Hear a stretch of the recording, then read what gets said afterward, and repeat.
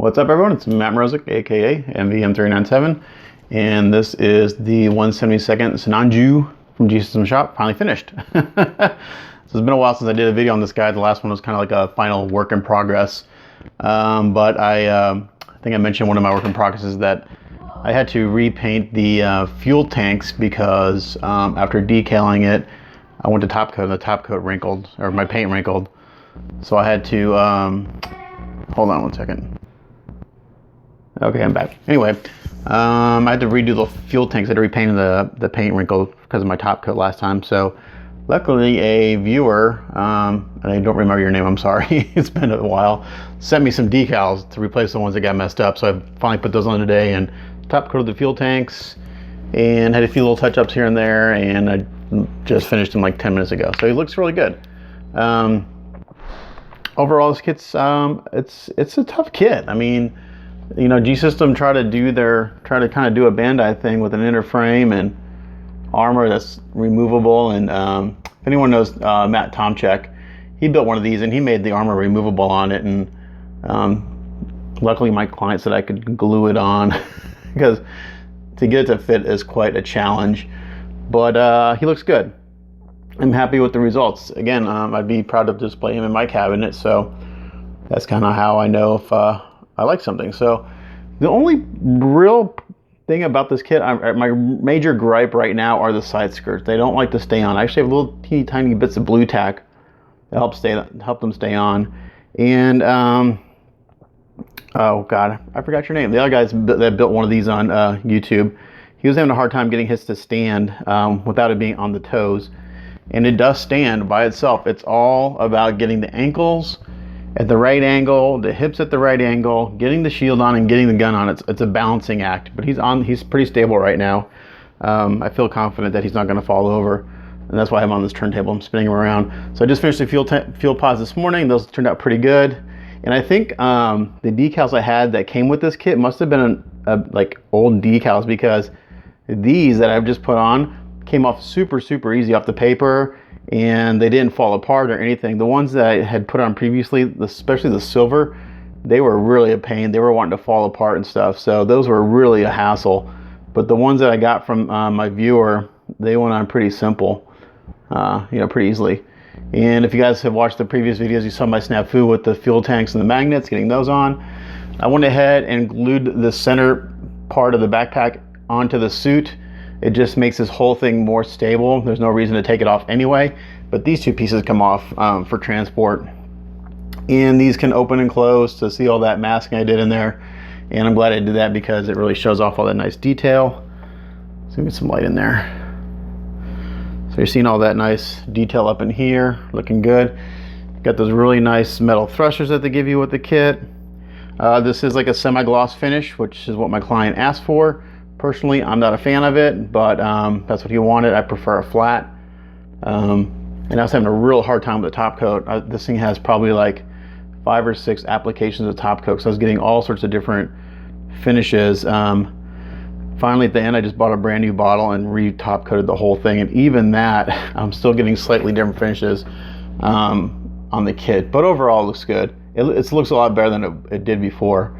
You can see the LED there and the head's lit up. There's a switch in there that you can you have to take the head off, use a toothpick to turn the switch on and off and put the head back on, but it's relatively simple to do. There's the beam rifle, looking good. And the only thing I have on right now is the bazooka, and I'll put that on the shield in here in a second. Gold trim turned out really nice. Did that with the reverse wash, and then a lot of kind of hand tight brush ups towards the end. So yeah, I'm happy with this guy. He looks good. He'll look good in my client's cabinet. So my client, this is I think the 8th build I've done for him in the past. Gosh, I think it's been 3 years I've been building. He's the same guy I'm doing the 172nd Sazabi for, and I'm kind of building the Sazabi at the same time I'm doing the Yagdauga. So hopefully this year he will be able to meet me at Wonderfest, because last year he was supposed to meet me and he couldn't make it. Because right now, this year, I'll be delivering the Sinanju, 1/100 Kshatriya, a Gyaradoga, and a Yagdauga. So he's gonna get 4 kits from me, picking up 4 kits at Wonderfest this year. Hopefully he can make it. The shield looks really good. Again, that was a lot of work just because lots of trim, reverse wash, just cleaning it up. You can see a lot of dust on here, but that's okay. When I take final pics, I'll blow this off. We try to take final pics tonight, if not tomorrow. But I'm really happy with them. Looks good. Again, I did all this hand painting in there. I was using a lot of these Vallejo metal colors. These things hand brush beautifully. If you haven't tried them, get some. So this is like supposed to be Vallejo's answer to All-Clad. And as far as brushability, those things are like 1,000 times better than All-Clad. You can't hand brush All-Clad worth shit. Those like this big area right here is hand brushed, and there's like no brush strokes. Let's see, what else can I say? That's really about it for the suit. I'll put the Bazooka on the shield.